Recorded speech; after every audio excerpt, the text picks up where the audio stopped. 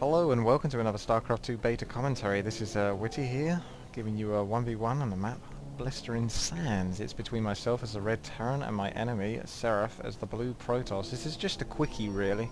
Yeah, this is basically one to watch if you are obsessed with watching my replays. Otherwise, if you're not really looking for a fantastic game, I got that wrong, didn't I really? If you are looking for a fantastic game, then this isn't really it, but I thought I'd give you an upload anyway because I try to keep them coming if I can, but I haven't had any particularly brilliant games today so far, and I'm going to be watching a film soon, so it'd be nice to have something rendering and uploading whilst I'm doing so.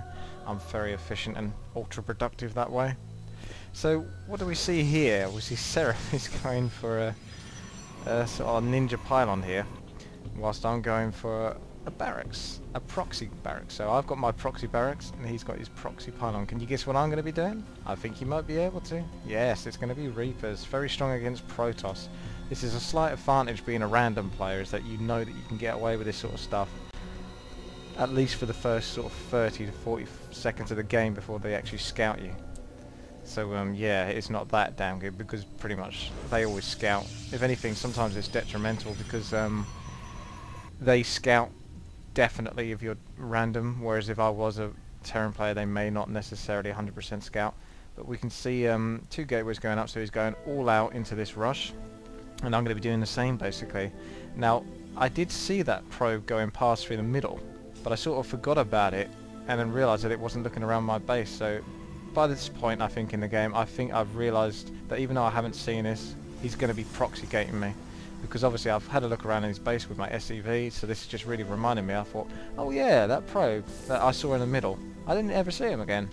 That obviously means that these sellers are going to be making their way to my main. Obviously there's not much I can do about it, so I'm just going to get the resources I can. Hopefully get another 50 Vespene gas, that will keep another lot of Reapers coming in.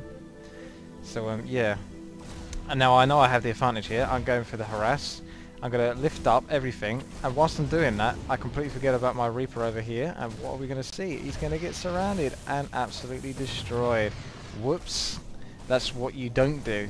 So, I had the right idea, but I didn't execute it very well, so yeah, practice makes perfect. I'm a bit fiddly with the hotkeys for Command Center, since I don't often lift units into it and move them about that often as Terran, but since I seem to be getting Terran a lot as a random player, I'm getting used to it now. Now that I'm giving the Reaper a bit more attention, it's going to be pretty hard to lose him now. So what do? Terran definitely have the ultra advantage in this, since I can just lift off my units, make sure I've got just enough minerals anyway for another SCV in case I somehow lose them all, and then basically fly it over to his base. You may have seen a game recently that I uploaded which was Incineration Zone, where it was Terran versus Terran and we swapped bases basically. Well, I did. I took over his base at least. So I'm going to be basically doing the same here. Reapers can go through this Nexus fairly fast, because there's only two of them. It's going to go down fairly fast. 30 damage each hit. It's not too bad, really, for one unit. Or two units, rather, I guess. 30 damage per unit, if you want to be technical. So barracks is going to be landing here. The idea here is, because I know that sellers are going to be making their way, so what I was thinking with this is finish this Nexus off, get up there, and then sort of like, they'll only be able to fit for a tiny gap and then hit with the Reapers, but barracks took a bit longer and my Reapers didn't finish off the Nexus in time, but you can see where my thinking is with that. Anyway, I basically can't lose this anyway now at this point, because the Reapers are going to be able to take out the Zealots, and there's not a thing they can do. Zealots need charge before they can really kill Reapers, unless you've got extremely good micro where you can manipulate the enemy.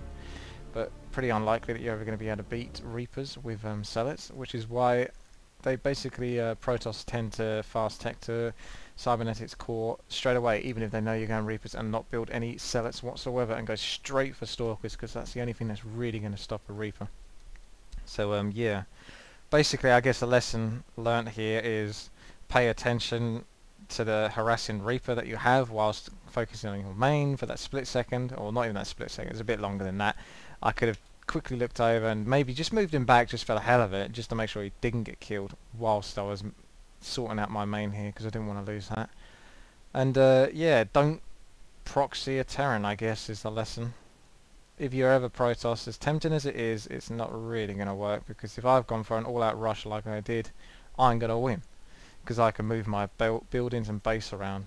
You can't. He hasn't got near enough resources to even build another probe, let alone another expansion somewhere else on the map. So, yeah. That was just a quickie for you. Thank you very much for watching. Please subscribe, rate and comment. Bye for now.